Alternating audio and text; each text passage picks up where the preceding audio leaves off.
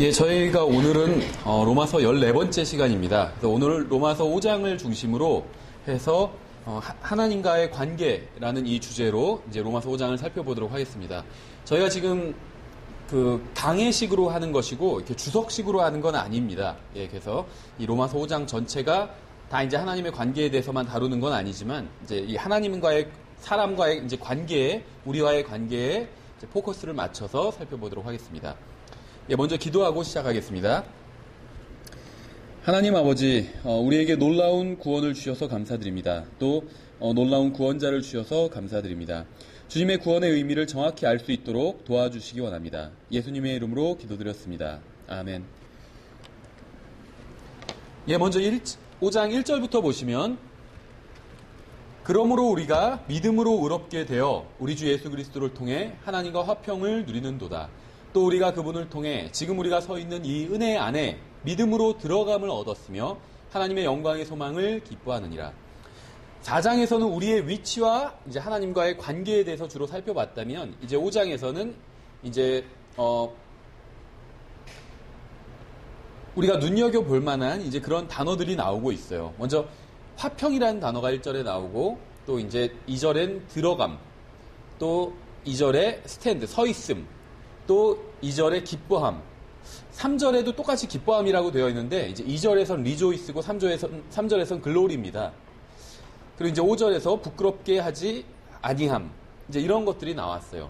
이제 이러한 것들이 무엇이냐면 바로 구원의 결과입니다. 그래서 이제 4장까지는 어떻게 하면 구원을 받는지에 대해서 나와 있어요. 그래서 주로 구약의 예를 들었죠. 그래서 아브라함과 다윗의 예를 들어서 믿음을 통해 은혜를 통해 믿음으로 구원받는다 이렇게 말씀하고 있고, 이제 물론 신약에서 말씀하시는 구원은 거기에 이제 예수 그리스도의 십자가 대속이 더해지는 것이라고 보시면 됩니다. 그래서 사실 그것과 관련된 주로 내용은 이 5장에서 나오긴 하는데, 지금 이 5장에서 1절, 2절 시작하면서 이제 구원의 결과에 대해서 말씀하고 있는 거예요. 그래서 화평, 어떤 하나님 앞에 들어감, 또 하나님 앞에 서 있는 것, 또 하나님 앞에서 기뻐하고 하나님께 영광을 돌리고 또 부끄럽게 되지 않는 것들, 이러한 것들은 다 구원의 결과라는 것입니다. 우리는 죄 문제를 해결하고자 주님 앞에 나왔어요. 처음 구원받을 때. 그래서 죄 문제를 해결하는 건 굉장히 중요한 일입니다. 하지만 하나님께서는 우리가 단지 죄를 짓지 않게 하기 위해서 구원하신 것은 아니라는 거예요. 그래서 우리가 출간했던 책에 구원은 죄사함 이상이다라는 책이 있는데, 단순히 죄를 용서받기 위해서 구원받은 것은 아니라는 겁니다. 그러니까 하나님께서 우리를 구원하신 이유가 죄 용서 이상의 의미가 있다는 거예요. 단지 잘못된 길을 가지 않도록 하기 위해서 구원하신 게 아니라는 겁니다. 단순하게 우리가 무엇을 하지 말라고 하면서 우리의 행위를 제어하시려고 구원하신 게 아니라는 거예요. 우리 안에 들어오셔서 또 일하심으로 우리의 내면을 변화시키도록 하기 위해서 구원하신 겁니다. 그래서 단지 우리의 행위만 변하는 게 아니라 우리의 내면이 변해서 삶 자체가 변하도록 하기 위해서 구원하신 거예요. 그래서 여러분은 죄를 짓지 않으면서도 하나님과 화평을 누리지 못할 수도 있습니다. 구원받고 나서 구별된 삶을 사는 사람들이 있어요. 어떤 성결을 강조하는 사람들, 그렇죠. 그러니까 뭐 우리가 그분들을 다 판단하자는 건 아니지만 일반적으로 감리교회, 성결교회에선 성결을 굉장히 강조합니다. 이 두 교회의 이제 창시자가 웨슬리라고 알려져 있잖아요. 웨슬리는 성결을 강조해요. 주님 앞에서 정말 의롭게 사는 것. 그런데 이제 다른 한편으론 이 웨슬리가 그렇게 가르친 적은 없지만 그 후계자들이 감리교회에서는 구원을 잃어버릴 수 있다는 것처럼 이렇게 가르칩니다. 그러니까 성결하게 살아요. 죄를 짓지 않고 살지만 혹시 자기가 구원을 잃어버리지는 않을까 하고 염려하면서 살 수도 있다는 거예요. 다시 말하면 죄를 짓지 않으면서 살지만 한편으로는 하나님과 전혀 화평을 누리지 못하고 있는 거예요. 하나님께서 갑자기 마음을 바꾸셔서 내 구원을 뺏어가면 어떡하지? 내가 조금만이라도 잘못하면 하나님께서 내 구원을 뺏어가면 어떡하지? 이런 생각을 한다면 하나님과 화평 가운데 있을 수가 없다는 거죠. 그래서 이전에 짓던 죄들을 끊어버리고 살아요. 또 주님을 위해서 살려고 노력합니다. 이렇게 구별된 삶을 살고자 노력하면 하나님께서 자신에게 진노하지 않으실 거라고 생각하는 거예요. 반대편으로 생각을 한다면 만약에 내가 잘못된 일을 한다면 하나님께서 나에게 진노하시지는 않을까 걱정하면서 사는 사람들이 있다는 겁니다. 또 그런 걸 이용해서 목사가 막 겁을 주는 경우들이 있죠. 비단 뭐 구원뿐만이 아니에요. 구원을 잃어버리지 않는다 이렇게 가르치지만 11조를 제대로 안 하면 하나님께서 가만두지 않는다. 막 이렇게 가르치는 사람들이 있다는 거예요. 그럼 그런 마음이 있으면 어떻게 하나님과 화평한 가운데 있겠어요? 우리가 로마서 4장에서 살펴봤던 성경이 말씀하시는 구원이 무엇인지 정확히 이해하는 게 굉장히 중요합니다. 예수 그리스도의 십자가 대속으로 인해서 우리의 모든 죄를 용서받았어요. 하나님의 아들이 되었고 하나님과 바른 관계를 맺게 되었습니다. 그 결과 단순히 구별된 깨끗한 삶을 살게 된 게 아니라 하나님과의 관계에서 완전한 화평을 누리게 된 거예요. 더 이상 불확실한 미래로 인해서 두려워하지 않게 되었다는 겁니다.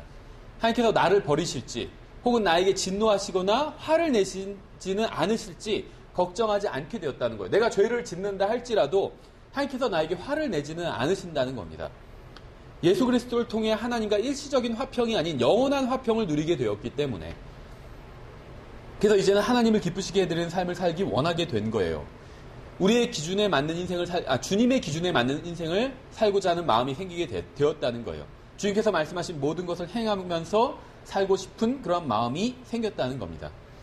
그래서 최선을 다해서 이제 그렇게 살아보려고 시도를 합니다. 그런데 여전히 실패를 하게 되죠. 하지만 실패한다 해도 하나님과 누리는 화평을 잃어버리지는 않는다는 겁니다. 왜냐하면 하나님과 나의 관계는 나의 행위에 달려있는 게 아니라 하나님께서 나를 위해 해주신 일에 달려있기 때문에, 이건 단순히 지금 구원을 얘기하는 게 아니에요. 구원도 나의 행위에 달린 게 아닌 것처럼 하나님과 나와의 관계도 구원 이후에 이제 그 하나님과 나의 관계가 나의 행위에 달리지 않았다는 거예요. 2절에서는 우리가 예수 그리스도를 통해 은혜 안에 믿음으로 들어가서 서 있다고 말씀하고 있어요. 제가 하나님 앞에 서 있는 것은 저의 구원과 정확히 어떻게 보면 같습니다. 제가 행위로 구원받은 게 아닌 것처럼 행위로 하나님 앞에 서게 된 것도 아니라는 거예요. 그래서 내가 하나님 앞에서 더 의로운 일을 한다고 해서 더 가까이 하나님 앞에서 떳떳하게 서 있는 것도 아니고, 죄를 지었다고 해서 하나님 앞에 서지 못하는 것도 아니라는 겁니다. 전적으로 예수 그리스도를 통해 하나님께서 베풀어 주시는 은혜로 주님 앞에 서 있는 거예요. 어떤 교단에서는 죄를 짓거나 선한 행위를 하지 않으면 구원을 잃어버릴 수 있다고 가르칩니다. 그렇죠. 아까 제가 말씀드렸던 감리교 성결교가 일반적으로 그렇게 가르쳐요. 성경을 통해 보면 이건 굉장히 잘못된 교리죠. 그런데 이제 문제는 뭐냐면, 이제 성경을 제대로 가르친다고 하는 사람들, 근본주의, 보수주의, 또 침례교에서 또 이와 비슷한 걸 가르치는 경우가 있어요. 그러니까 똑같이 구원을 잃어버린다 이렇게 가르치지는 않지만 비슷한 것들을 가르쳐요. 무슨 말이냐면, 이 그룹에서도, 그러니까 성경을 제대로 믿는다고 하는 이 그룹에서도 죄를 지으면 구원을 잃어버리지는 않지만 하나님과의 관계를 잃어버리거나 관계가 깨질 수 있다고 가르친다는 거예요. 구원을 잃어버리지는 않지만 하나님과 교제를 나눌 수 없게 된다고 가르치기도 합니다. 마치 죄를 지으면 하나님께서 더 이상 상대하지 않으시는 것처럼 가르친다는 거예요. 이러한 오류에 빠져있는 한 하나님의 은혜 안에 서 있을 수가 없습니다. 이런 식으로 생각하는 사람들은 자신이 하나님의 뜻대로 살았다고 생각하는 날에는 하나님 앞에서 제대로 서 있다고 자기가 생각하고, 자기가 하나님의 뜻대로 살지 못했다고 생각하는 날에는 하나님 앞에서 제대로 서 있지 못하다고 생각을 할 겁니다. 근데 그거는 그냥 자기 착각일 뿐이라는 거예요. 저는 구원받은 이후에 예수 그리스도를 통해 매일 하나님 앞에 화평 가운데 서 있습니다. 제가 매일 의롭게 산 건 아니잖아요. 죄를 지으면서 살 때가 더 많아요. 그렇지만 저는 하나님 앞에서 항상 구원받고 난 이후엔 제가 어떻게 느끼는지와 상관없이 항상 저는 하나님 앞에서 화평 가운데 하나님 앞에 서 있다는 거예요. 왜냐하면 단지 구원뿐만 아니라 하나님과의 관계도 모두 예수 그리스도를 통한 하나님의 은혜에 달려있기 때문에, 그러니까 내가 구원받고 난 이후엔 내가 죄를 지었다고 해서 하나님께서 나에게 진노하지 않으신다는 거예요. 화내지 않으신다는 거예요. 구원받기 전에 하나님께서 저에게 진노하셨어요. 구원받고 나서는 내가 죄를 짓는다 할지라도 그 죄를 짓는 것 자체는 잘못된 거지만 하나님께서 저에게 더 이상 화를 내지는 않으신다는 겁니다. 제가 아무리 선하고 바르게 산다 해도 저의 행위로는 하나님 앞에서 화평 가운데 설 수 없어요. 우리가 다른 형제들을 함부로 판단하고 정죄하는 건 대부분 하나님과의 관계에 대해서 오해하고 있기 때문이에요. 자신이 의롭게 행하며 하나님과 바른 관계에 있고 죄를 지으며 바르지 못한 관계에 다른 사람들은 있다, 이렇게 생각하기 때문에.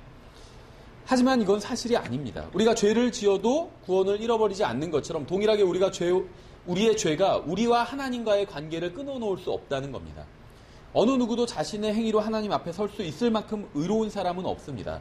구원받기 전에도 자신의 행위로 하나님 앞에 설 수 없었고, 구원받은 이후에도 자신의 행위로 하나님 앞에 설 수 없다는 겁니다. 구원 전이든 구원 후든 자신의 행위로 하나님 앞에 설 수 있는 사람은 아무도 없다는 거예요. 자신의 행위로 구원받을 수 없는 것처럼 자신의 행위로 구원을 유지할 수도 없기 때문에 자신의 행위로 하나님 앞에 선 게 아니라 자신의 행위로 하나님 앞에 선 게 아닌 것처럼 자신의 행위로 하나님 앞에 서는 것을 유지할 수도 없기 때문에 우리가 가진 유일한 희망은 예수 그리스도를 통한 하나님의 은혜뿐입니다. 구원받기 전에도 그랬고 구원받고 난 이후에도 그렇다는 겁니다.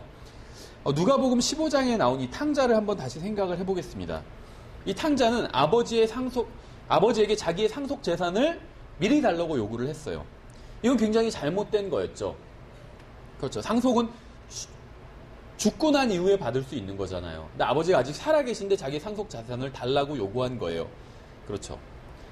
그런데 이러한 잘못된 요구로 인해서 그의 생활에 변화가 왔을지는 모르지만 그와 그의 아버지와의 관계가 바뀐 것은 아니라는 겁니다.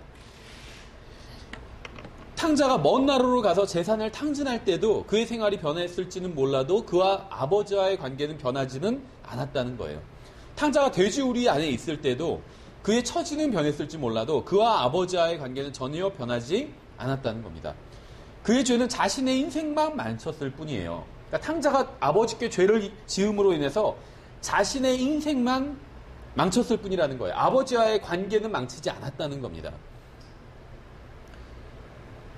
그는 아버지의 인생도 망치지 않았고 형의 인생도 망친 게 아니고 아버지의 집에 있는 종들의 인생도 망치지 않았어요. 탕자가 유일하게 망친 것은 자신의 인생이었습니다. 그러니까 돼지우리에서 나와 집으로 돌아왔을 때 무엇을 발견했는지 아세요? 아버지를 만났을 때. 자신이 여전히 아버지의 사랑받는 아들이라는 사실을 발견했어요. 그러니까 아버지와의 관계가 전혀 변한 게 없다는 사실을 발견했다는 거예요. 그렇죠? 일반적으로는 그렇지 않은 경우도 있죠. 정말 아버지를 배신하고 나가서 다시 돌아왔을 때 받아주지 않을 수도 있잖아요. 그렇죠?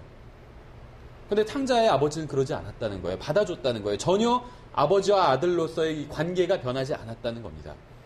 그의 죄는 아버지의 마음이나 아버지와 자신과의 관계를 바꾸지 못했어요. 그는 자신의 기쁨만을 잃었었을 뿐이었죠. 여러분이 자신을 죄에게 내주면 하나님과 교제를 나누며 누리는 기쁨을 잃어버리게 됩니다. 교제의 기쁨. 하지만 하나님과의 관계는 결코 잃어버리지 않는다는 겁니다. 구원받았지만 하나님과 교제를 나누는 기쁨이 무엇인지 전혀 모르고 사는 사람들이 있어요. 왜냐하면 구원받았지만 여전히 죄 가운데 있기 때문에. 그들이 다시 태어났을 때 어떤 일이 일어나는지 아세요? 구원받았을 때, 다시 태어났을 때 어떤 일이 일어났냐면 주 예수 그리스도께서 흘린 피를 통해 은혜로 의롭게 되었고 하나님 앞에 서게 되었습니다. 누구도 하나님의 은혜를 통한 예수 그리스도의 피로 인하지 않고는 하나님 앞에 설 수가 없었는데 구원받고 나서 이제 하나님 앞에 설 수 있게 되었다는 거예요. 구원받은 사람이 죄를 지으면 주님께 찬양을 드리는 게 기쁘지 않고 다른 형제 자매들과 교제를 나누는 것도 기쁘지 않고 성경을 읽는 것이나 공부하는 것도 전혀 기쁘지 않고 자신이 구원받았다는 사실이나 하나님의 축복을 받았다는 사실도 전혀 기쁘지 않게 됩니다. 그래서 교회를 떠나는 경우도 있어요. 이런 교회 생활이 전혀 기쁘지 않기 때문에. 구원받은 사람이 죄를 지으면 무엇이 변하게 되는지 아세요? 현실에 대한 인식이 변하는 거예요. 하지만 현실이 변하는 것은 아니라는 거예요. 우리는 구원받는 데 있어서 죄인이 가진 유일한 희망은 자신의 행위를 신뢰하지 않고 예수님을 신뢰하는 데 있다고 믿습니다. 행위를 통해서는 누구도 자신을 구원할 수 없기 때문에. 하지만 구원받고 나서 하나님과 관계를 유지할 때는 다른 기준을 적용할 때가 있어요. 우리는 구원 문제에 관해서는 자기 의를 버리지만 그 후의 문제에 관해서는 자기 의를 주장할 때가 있다는 거예요.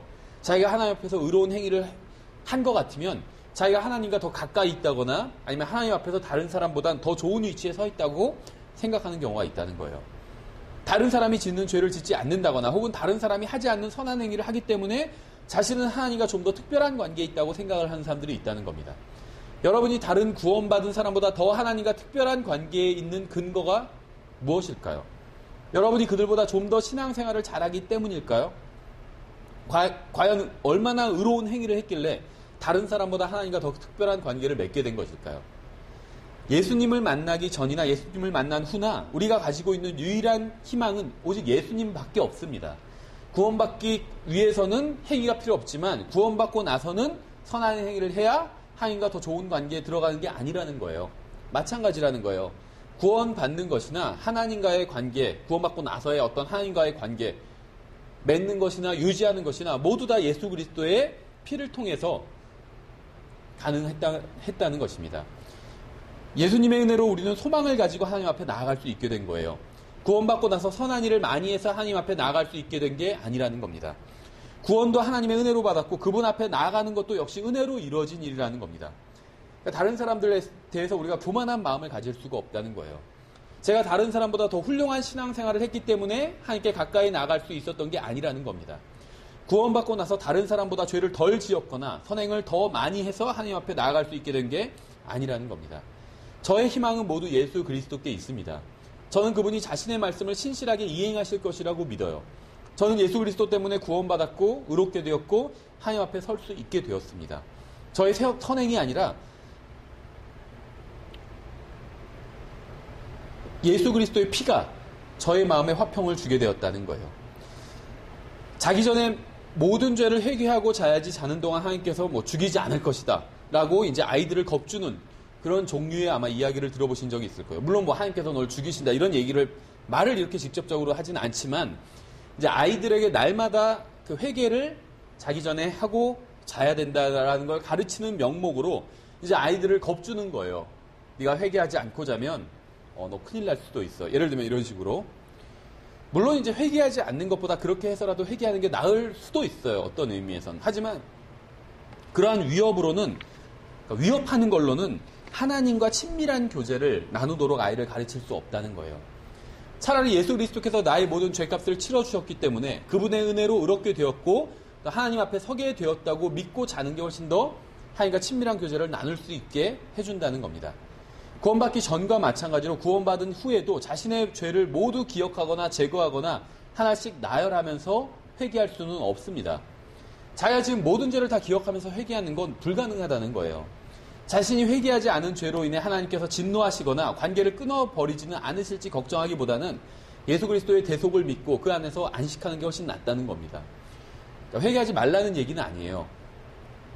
건전한 교리가 죄에 대한 변명거리를 제공해 주는 게 아닙니다. 무슨 말인지 아시겠어요? 우리는 회개해야 합니다. 근데 우리가 회개하지 않았다고 해서 하나님께서 우리에게 진노하시는 것은 아니라는 거예요. 우리가 구원받고 난 이후에는 회개하지 않아도 하나님께서 진노하지 않으세요. 그러나 물론 우리는 죄를 지은 게 있으면 회개해야 되는 것이겠죠. 왜냐하면 우리의 죄는 모두 다 갈보리 십자가 위에서 처리가 되었기 때문에 이게 이제 건전한 교리예요. 근데 이렇게 가르친다고 해서 그럼 이제 마음대로 죄를 지어도 되겠다. 이런 빌미를 제공해 주는 것은 아니라는 겁니다. 이런 건전한 교리의 목적은 우리가 예수 그리스도를 더욱 사랑하게 하는 데 있어요. 그리고 예수 그리스도를 더욱 사랑한 결과 죄를 짓지 않게 되는 데 이 건전한 교리의 목적이 있습니다. 예를 들어 보면 이제 어떤 그 구원받은 남자가 출장을 가요. 먼 지역으로 중국으로 출장을 가요. 그럼 이제 좋은 교회를 다니면서 신앙생활을 열심히 하고 있는 사람입니다. 간음하는 것은 죄라는 사실을 잘 알고 있어요. 그가 먼 곳으로 출장을 가서도 아내에게 신실한 남편이 되게 하는 것이 무엇이겠습니까? 건전한 교리, 간음을 하면 안 된다. 이건 바른 교리죠. 그거를 아는 것이 이 사람이 간음하지 않도록 지켜줄까요? 그렇지 않다는 거예요. 이 사람이 간음하지 않도록 지켜주는 것은 아내를 사랑하는 마음이라는 거예요. 그렇죠. 아무리 교리를 많이 알아도 아내를 사랑하지 않으면 간음을 하게 될 것입니다.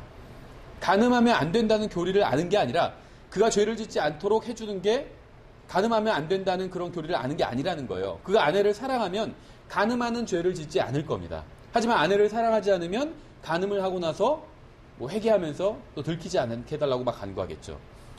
교리를 아는 것과 예수님을 사랑하는 것의 차이를 아시겠어요? 대부분의 구원받은 사람들의 문제가 무엇이냐면 하나님을 사랑하지 않고 자신의 선행이나 의로 하나님 앞에 서려고 하는 것입니다. 만약 여러분이 주님을 사랑하면 하나님의 명령을 지키게 될 거예요. 그러니까 무엇이 문제냐면 하나님 앞에서 무엇인가를 하려는 것 자체는 잘못된 게 아닙니다. 그런데 이제 그것을 첫 번째로 삼는 것이 잘못되었다는 거예요. 하나님을 사랑하면 그럼 나머지는 다 따라오게 되어 있다는 겁니다. 3절을 보시면 그리할 뿐 아니라 우리가 환난도 기뻐하나니 환난은 인내를. 아마 이 구절에 동의하지 않는 분들도 있을 거예요. 그렇죠. 여기서 사실 말하는 우리는 구원받은 사람들을 의미하는 건데 우리가 환난도 기뻐한대요. 여러분 기뻐하시나요? 환난을? 그렇죠. 환난을 기뻐하는 사람 거의 없어요. 구원받은 사람도. 사도 바울이 말하고자 하는 것은 우리가 환난을 기뻐해야 한다는 거예요. 그렇죠. 어쨌거나 다음 절에 인내는 체험은 소망을 이루는 줄 우리가 아노라. 소망이 우리를 부끄럽게 하지 아니함은 우리에게 주신 성령님에 의하여 하나님의 사랑이 우리 마음에 넓게 부어졌기 때문이니. 영적 성장의 결과가 무엇인지 아시겠어요? 영적 성장의 결과. 영적 성장의 결과는 환난 중에 인내하는 게 영적 성장의 결과가 아닙니다. 또 고난을 이겨내는 것, 이것도 영적 성장의 결과는 아니에요.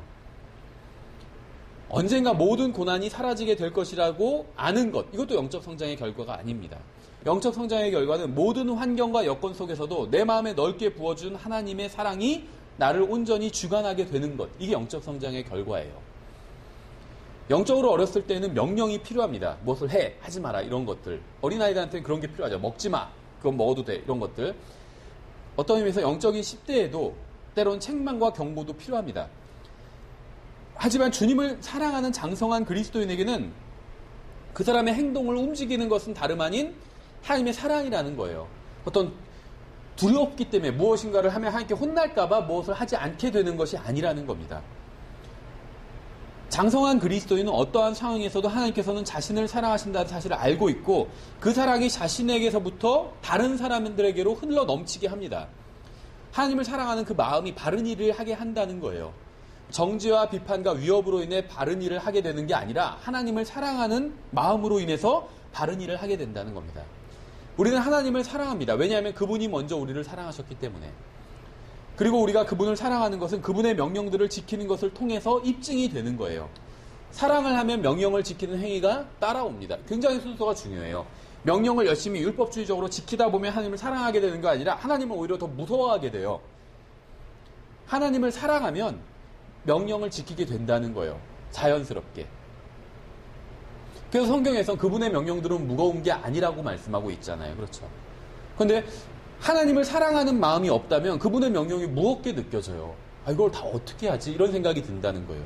하나님을 사랑하면 전혀 무겁게 생각되지 않는다는 겁니다. 계속해서 6절을 보시면 이제 이게 기초가 되는 말씀이에요.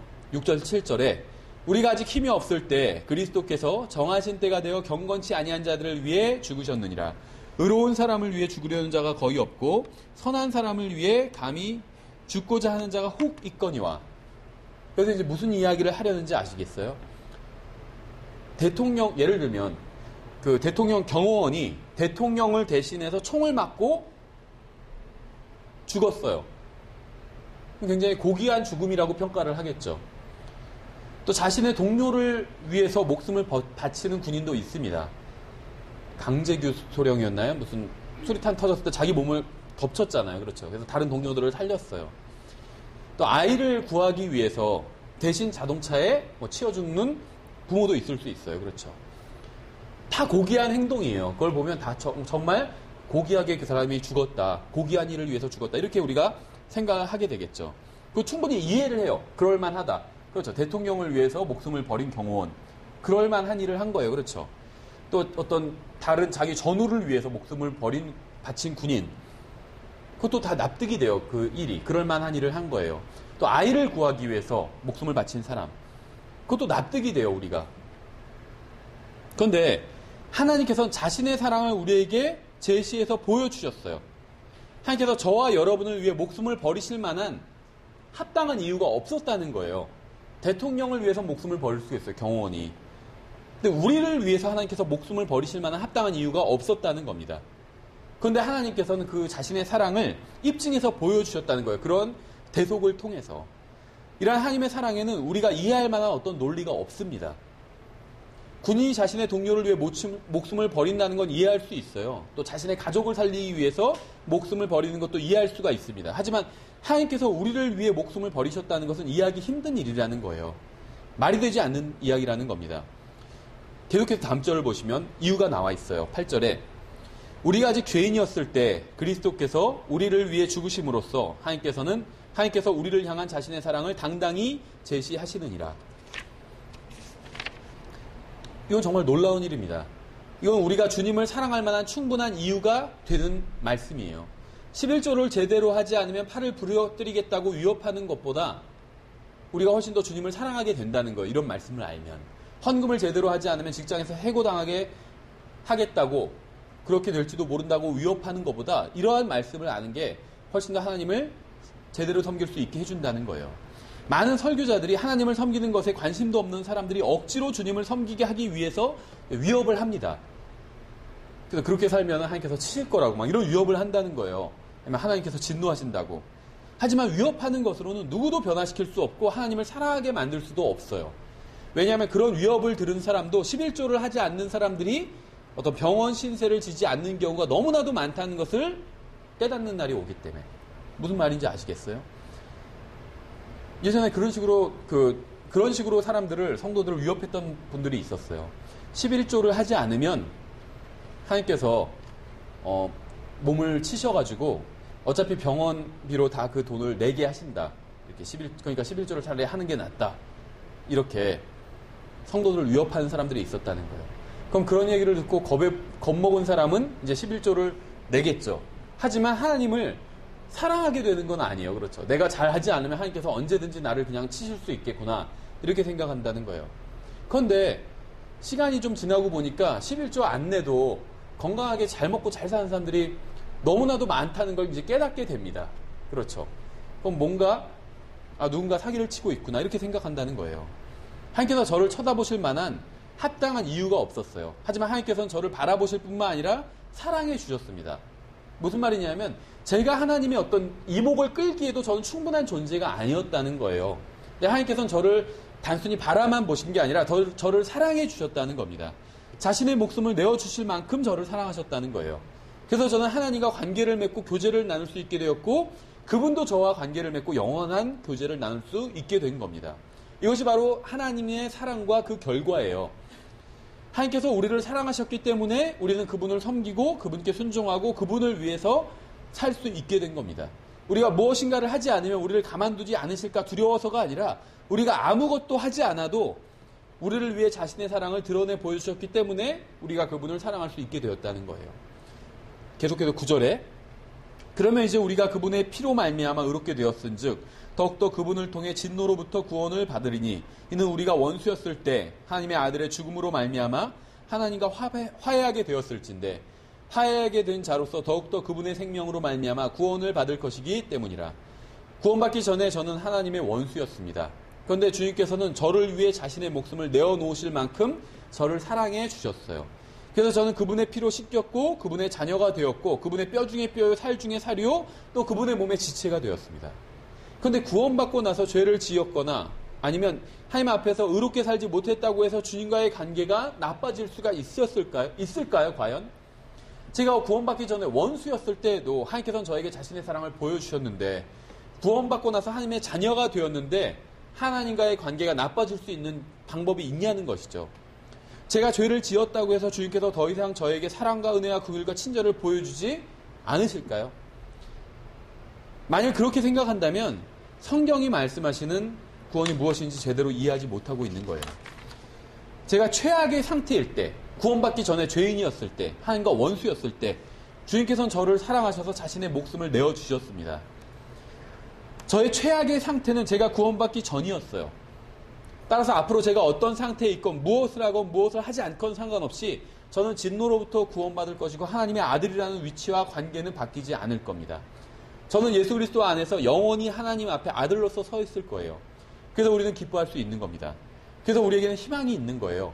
그래서 우리는 어떤 일을 당해도 하나님께 영광을 돌릴 수 있는 거예요. 그래서 앞에서 지금 로마서 5장 앞부분에서 말씀하고 있는 거, 우리가 환난 중에도 기뻐할 수 있는 것은 그 무엇도 우리와 하나님과의 관계를 바꿀 수 없기 때문에 구원받기 전이나 후나 상관없이 하나님과 바른 관계를 만들고 유지시켜주는 것은 우리의 행위와는 관련이 없습니다.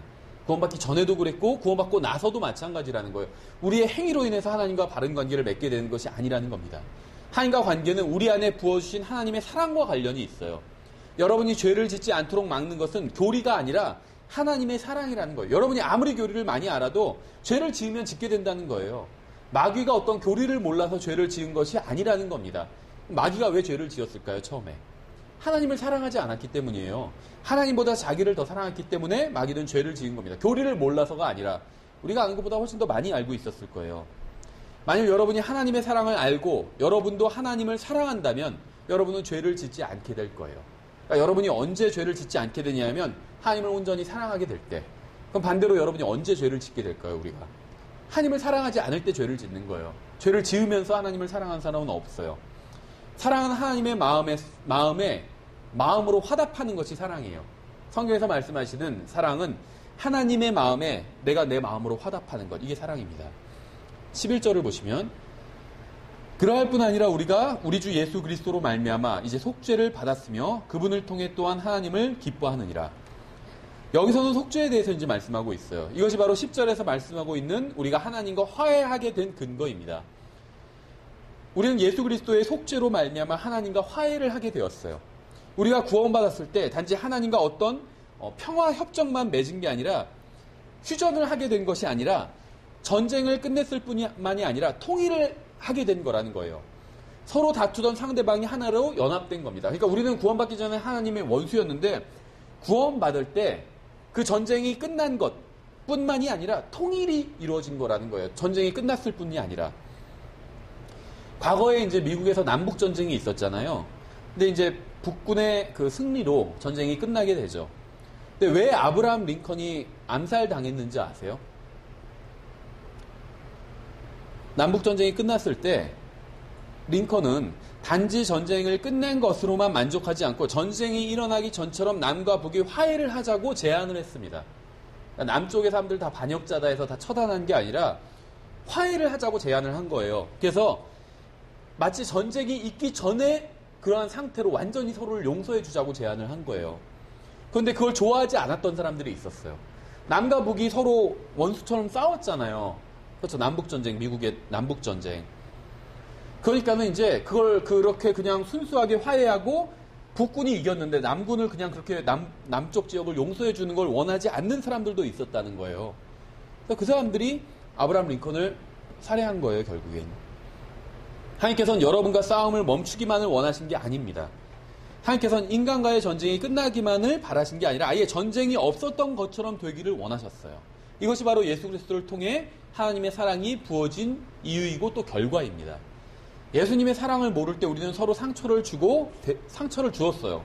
서로 간에 진정한 어떤 소통을 하지 못했습니다. 하지만 하나님의 사랑을 알고 나서 서로 용서하고 받아들이고 화합할 수 있게 되었습니다. 이것은 단순히 서로 용서하고 끝내는 것과는 차원이 다른 거예요. 그러니까 서로 싸웠다가 용서하고 그냥 없었던 일로 하자 이렇게 끝내는 것과는 완전히 차원이 다른 이야기라는 거예요. 예수 그리스도의 피의 대속은 그 이상의 결과를 가져왔습니다. 주님께서는 싸움이 있기 전의 관계로 돌아가기를 원하신 거예요. 그리고 예수 그리스도의 피로 인해서 우리는 그렇게 되었습니다. 이것이 바로 성경이 말씀하시는 화해인 거예요. 하나님께서 우리를 구원해 주실 때 어떤 일이 일어나는지 아세요? 어떤 일을 하셨는지. 우리가 죄를 짓지 않았을 때의 관계로 돌려놓으신 거예요. 우리와 하나님과의 관계를. 우리가 하나님과 싸우기 전의 관계로 우리를 돌려놓은 겁니다. 우리는 뿌린 대로 거두게 됩니다. 하지만 하나님과의 관계에서는 그렇지 않아요. 이거 아는 게 굉장히 중요해요. 우리는 하나님과 좋은 관계를 맺기 위해서 뿌린 게 아무것도 없어요. 그러니까 성경에 의하면 뿌린 대로 거두는 게 맞습니다. 이건 기본적인 원칙이에요. 지금 이걸 부인하는 건 아닙니다. 뿌린 대로 거둬요. 그런데 하나님과의 관계에선 그렇지 않다는 거예요. 왜냐하면 하나님과 좋은 관계를 맺기 위해서 우리가 뿌린 게 아무것도 없기 때문에. 근데 우리는 엄청난 것을 거두잖아요. 그렇죠? 그분의 아들이고 구원에 원한 안전이고 하나님께서 다시는 우리에게 진노하지 않으신다는 것. 이게 우리가 거둔 거예요. 우리가 죄를 지어도 하나님께서 다시는 우리에게 화내지 않으신다는 거예요. 이거 우리가 뿌린 게 아니에요. 그렇죠? 이건 예수님이 뿌린 건데 우리가 거둔 거예요. 그러니까 성경의 일반적인 원칙에 부합하지 않는 거죠. 예수님이 뿌리신 걸 우리가 거둔 거니까. 우리가 뿌린 대로 거둔다는 것은 이제 육신대로 뿌렸을 때 육신대로 거두게 되는 것을 의미하지 하나님과의 관계에 대한 말씀은 아니에요. 여러분이 구원받았다면 하나님은 더 이상 여러분과 싸우고 계시지 않는다는 겁니다. 여러분이 하나님을 잘 믿지 못할 때도 교회를 떠나고 하나님을 욕하고 그럴 때도 하나님께서는 이제 여러분과는 안 싸우신다는 거예요. 진정한 화평이 도래했다는 거예요. 여러분이 화평을 느낄 때만, 신앙생활을 잘할 때만 하나님과 화평한 가운데 있는 게 아니라는 겁니다. 신앙생활을 못하고 개판치고 예수님을 떠나서 평생 살아도 구원받은 사람은 하나님과 화평한 관계에 있다는 겁니다. 왜냐하면 하나님은 더 이상 여러분의 원수가 아니기 때문에. 여러분이 아무리 큰 죄를 져도 구원받고 나면 하나님께서는 더 이상 여러분에게 진노하지 않으시고 여러분을 멸하려고 하지도 않으신다는 겁니다. 더 이상 여러분의 인생에 어떤 덫을 놓으려고 하지도 않으신다는 거예요. 왜냐하면 전쟁은 끝났고 통일이 이루어졌기 때문에 하나님과 통일을 한 거예요. 하나님은 더 이상 여러분을 대적하지 않으십니다. 하나님께서는 여러분이 단 한 번도 죄를 짓지 않은 것처럼 여러분을 사랑하신다는 거예요. 여러분이 죄를 짓는다 할지라도 하나님께서 여러분을 사랑하시는 마음은 전혀 변하지 않는다는 거예요. 마치 탕자의 아버지처럼. 탕자의 아버지가 탕자를 맞이하는 장면을 한번 상상해 보세요. 단 한 번도 죄를 지은 적이 없던 것처럼 그렇게 맞아주시잖아요. 그렇죠? 전 구원받고 나서도 죄를 지은 게 많이 있어요.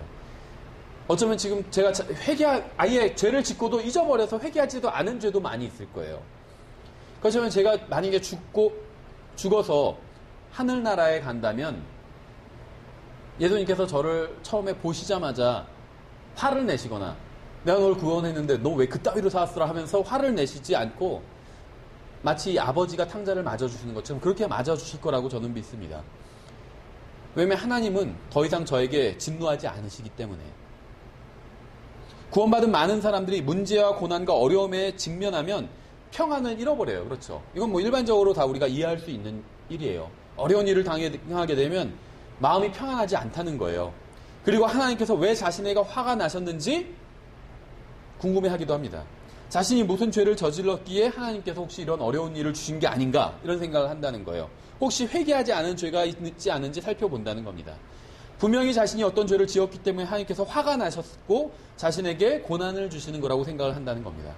우리가 어려움에 처하는 대부분의 경우는 뿌린 대로 거둬들였기 때문입니다. 무슨 말이냐면 예를 들면 제가 다른 사람을 누군가를 죽였어요. 살인을 했어요. 그러면 감옥에 가게 된다는 거예요. 구원받았다고 해서 내 죄값은 예수 그리스도께서 다 십자가에서 처리하셨죠.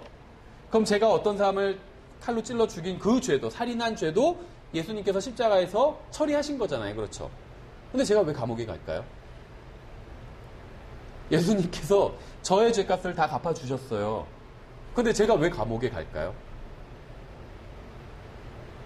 그런 거 생각해 보신 적 없으세요? 전 옛날에 생각했었어요. 내가 죄를 지면 감옥에 가잖아, 이 세상에서. 근데 내 죄값을 예수님께서 다 치러주셨는데,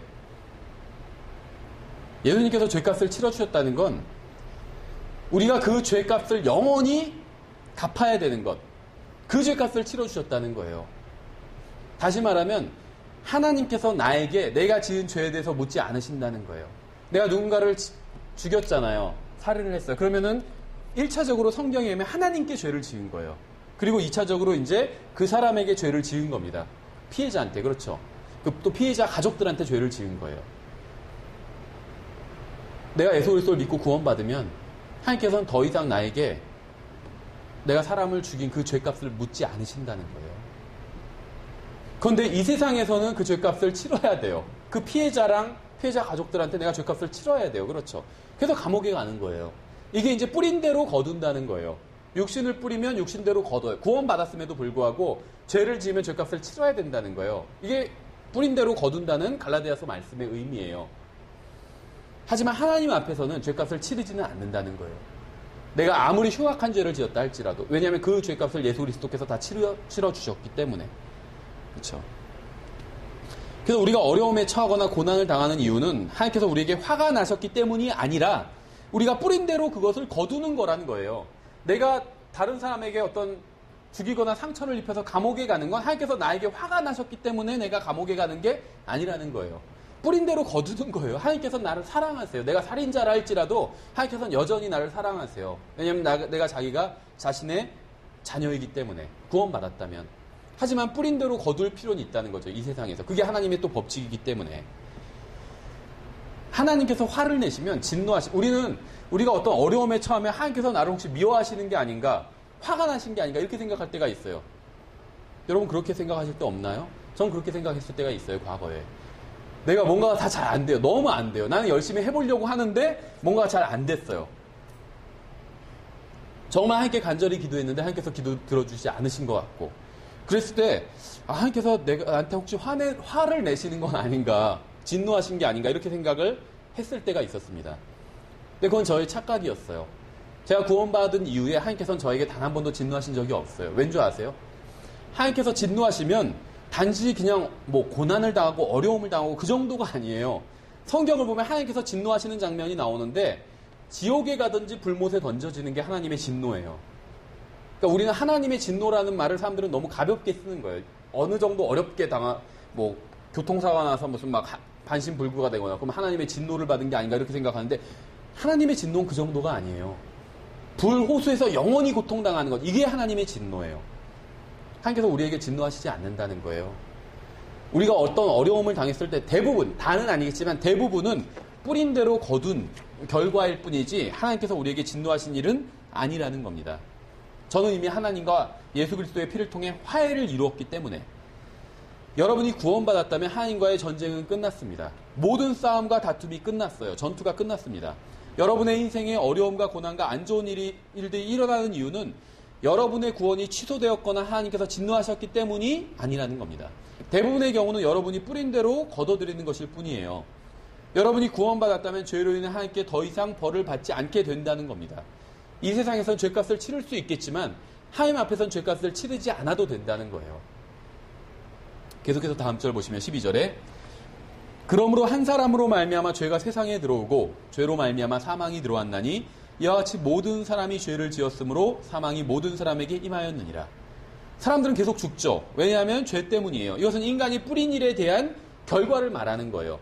예수 그리스도를 믿는 사람은 둘째 사망을 당하지 않게 된다는 거예요.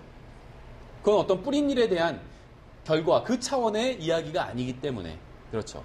그러니까 아까 제가 예를 들었던 내가 사람을 죽였을 때 그것으로 인해서 내가 구원받고 나선 지옥에 가지 않는다는 거예요. 하나님께서 나에게 진노하시거나 내 죄를 묻지 않으신다는 거예요. 그거랑 똑같은 이야기예요. 하지만 제가 이 세상에선 감옥에 가야 되는 거겠죠.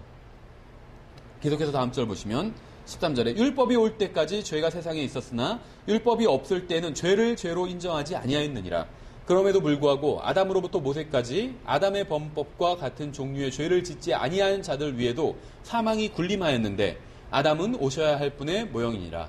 그러나 거저주시는 이 선물은 또한 그 범법과 같지 아니하니 이는 한 사람의 범죄를 통해 많은 사람이 죽었을진데 하나님의 은혜와 또 한 사람 예수 그리스도의 의한 은혜로 말미암은 선물은 더욱더 많은 사람에게 넘쳤기 때문이라.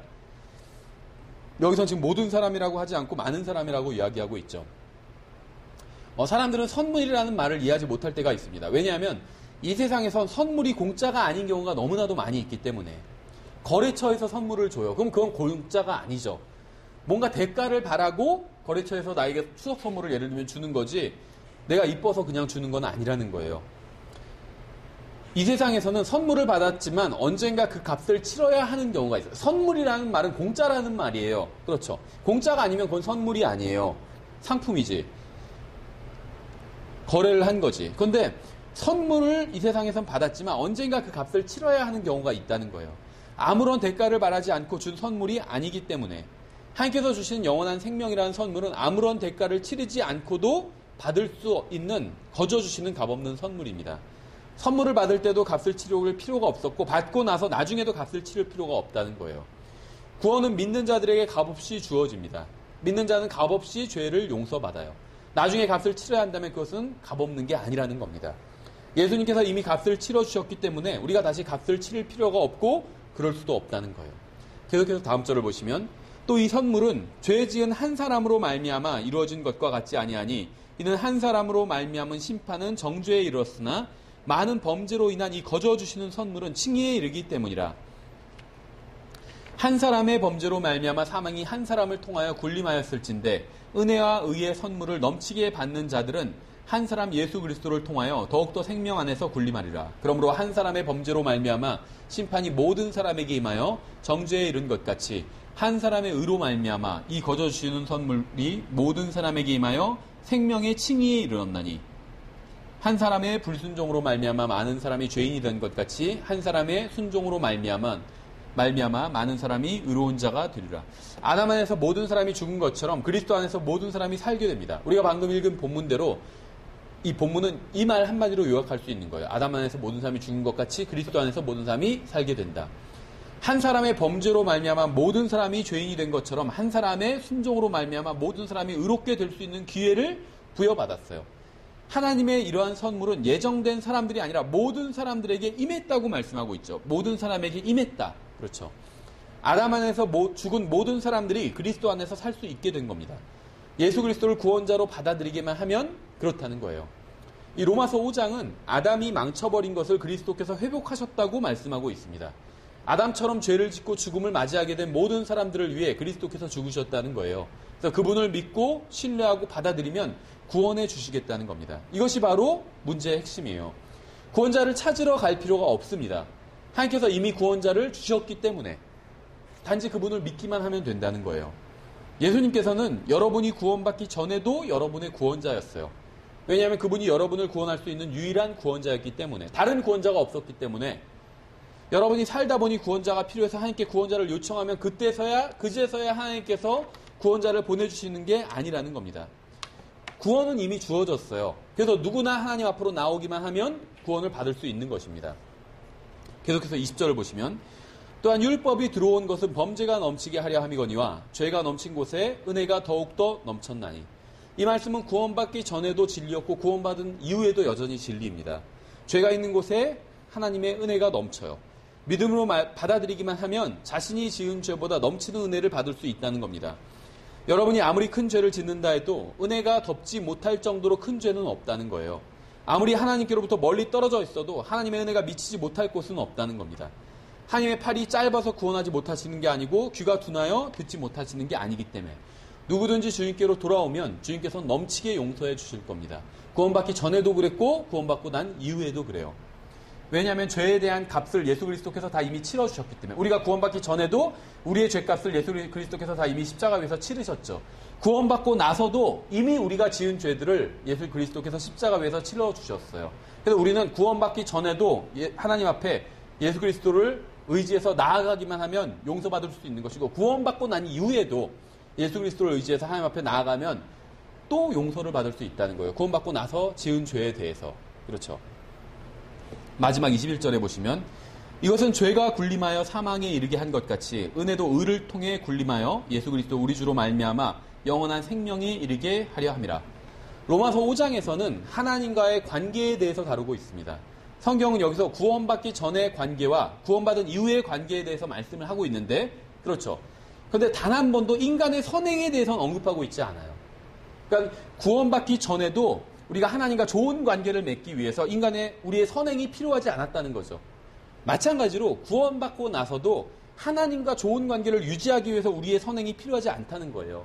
그래서 로마서 5장에선 구원받기 전과 구원받고 나서 이후에 우리와 하나님과의 관계에 대해서 말씀하시면서 단 한 번도 우리의 어떤 선행에 대해서 말씀하고 있지 않다는 겁니다.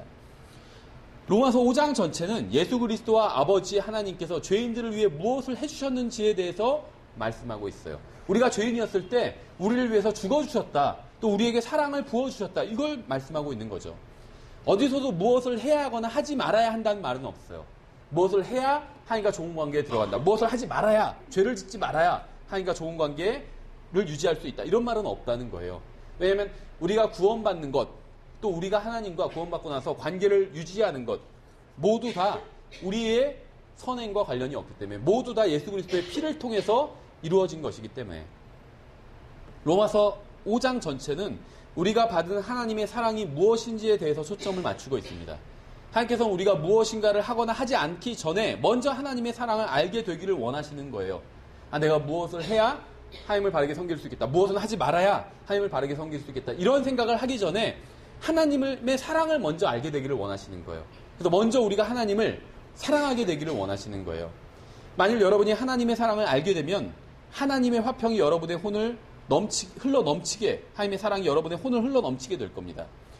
확신과 소망이 여러분의 인생을 주관하게 될 거예요. 그러면 심판과 진노에 대한 두려움 가운데 살았을 때보다 주님을 위해 훨씬 더 많은 일을 할 수 있게 될 겁니다. 그러니까 무엇을 해야 하나님께 칭찬을 받게 되고 하나님을 기쁘시게 해드리고 하나님과 좋은 관계를 유지할 수 있다고 생각하면서 무엇을 하는 것보다 하나님을 단순히 사랑하는 마음을 가지고 했을 때, 하나님을 사랑하는 마음을 갖게 됐을 때 주님을 위해서 훨씬 더 많은 일을 할 수 있게 된다는 거예요. 자신의 힘으로 하나님을 기쁘게 하려고 하면 할수록 그것은 불가능한 일이라는 사실을 깨닫게 될 겁니다. 하나님의 명령을 지키려고 하면 할수록 오히려 자신이 그것을 어기고 있다는 사실을 알게 될 거예요. 그러니까 신앙생활의 초점은 내가 주님을 위해서 무엇을 해야지 여기에 있지 않다는 거예요. 그렇게 거기에 관심이 가 있으면 가 있을수록 더 죄를 짓게 되고 하나님의 뜻대로 살지 못하게 된다는 겁니다. 신앙생활의 초점은 하나님을 사랑하는 데 있어야 된다는 거예요. 하나님을 사랑하는 데. 하나님과의 사랑에 빠지면 된다는 거예요. 그럼 모든 게 다 해결이 됩니다. 우리는 하나님의 은혜로 구원받았습니다. 그리고 하나님의 은혜로 하늘나라에 가게 될 겁니다. 영적으로 성장해 갈수록 모든 것이 하나님의 은혜고 주님의 사랑 때문이었다는 사실을 깨닫게 될 겁니다. 내가 잘해서가 아니라 주님의 은혜고 주님의 사랑 때문에 내가 여기까지 이렇게 올 수 있게 되었다는 것을 깨닫게 된다는 거예요. 우리가 영적으로 성장해 갈수록 두려움과 의무감 때문에 주님을 섬기는 게 아니라 주님을 사랑하기 때문에 섬기게 될 것이라는 것을 깨닫게 된다는 것이죠. 우리는 예수 그리스도로 인해 구원받았고 그분으로 인해 하나님 앞에 서 있습니다. 이것이 우리의 위치고 하나님과 우리의 관계예요. 그 무엇도 이것을 깨지 못하고 무효하지 못한다는 겁니다. 여기서 오늘 우리가 하나님과 우리의 관계에 대해서 살펴봤어요. 한마디로 요약하면 구원받기 전에도 하나님의 은혜로 우리가 구원받은 것처럼 구원받고 나서 하나님과의 관계도 우리의 선행이 아니라 하나님의 은혜로 이 관계가 유지되고 있다는 거예요. 그래서 우리는 하나님 앞에서 평안할 수 있다는 거예요. 내가 비록 죄를 짓고 이 땅에선 살고 있다 할지라도 하나님께서 나에게 화를 내시지 않는다는 거예요. 진노하지 않는다는 거예요. 자신의 아들로 대해주신다는 거예요. 그래서 우리는 언제나 평안 가운데 있을 수 있다는 거예요. 내가 어려운 일을 당하게 돼도 이것이 하나님께서 나에게 화가 나셨기 때문에 그렇게 어려운 일을 당하게 하신 것이 아니라는 거예요. 그래서 하나님 앞에서 평안한 마음을 가질 수 있다는 거예요. 생각해 보세요. 전 우주에서 모든 것을 하실 수 있는 유일한 분 하나님이잖아요. 근데 그분이 나에게 화를 내고 계신 게 아니라는 거예요. 그럼 정말 큰일 난 일은 없다는 거예요. 그렇죠. 생각해 보세요. 우리나라가 예를 들면 북한 같은 독재 국가예요. 아니면 우리가 지금 다 여기서 북한에 살고 있어요. 그런데 김정은이 예를 들면 저에 대해서 진노하고 있어요. 그럼 큰일 난 거죠, 북한에선. 큰일 난 거예요. 절대 권력자가 진노하고 있다면 큰일 난 거예요. 그렇죠. 온 우주를 다스리시는 하나님. 그 하나님께서 여러분이 구원받았다면 여러분에게 더 이상 진노하지 않으신다는 거예요. 오히려 여러분을 사랑하는 마음으로 가득하시다는 거예요. 그럼 어려운 일을 당해도 평안을 잃지 않을 수 있다는 거예요. 이게 지금 로마서 5장에서 말씀하고 있는 겁니다. 기도하고 마치겠습니다. 하나님 아버지, 정말 저희들은 아무것도 한 것이 없는데 단순히 예수 그리스도를 믿는다는 그 이유 하나만으로 주님의 자녀가 되도록 해주시고 또 정말 아들로 대우해 주시고 저희들에게 진노하시는 것이 아니라 저희들이 구원받고 나서도 주님 앞에 바르게 살지 못하고 죄를 지을 때가 많이 있었는데 저희들에게 진노하시는 것이 아니라 정말 사랑하는 아들로 대해 주신다는 이 사실로 인해서 감사드립니다. 주님의 사랑이 저희들의 마음에 평안을 줍니다. 주님, 정말 주님의 자녀들 중에 아직 평안을 누리지 못하는 그런 자녀들이 있다면 정말 주님께서 보여주신 또 지금도 저희들에게 베풀어 주시고 계신 이 은혜와 사랑이 어떤 것인지 온전히 알 수 있도록 주님 도와주시기 원합니다. 주님 또한 저희들 이 시간 또 주님 앞에 간구하는 것들 정말 주님의 뜻에 합당한 것이라면 주님께서 저희들의 간구하는 것들을 들으시고 정말 주님의 영광을 위해서 기도에 응답해 주시기 원합니다. 감사드리며 우리 주 예수 그리스도 이름으로 기도드렸습니다. 아멘.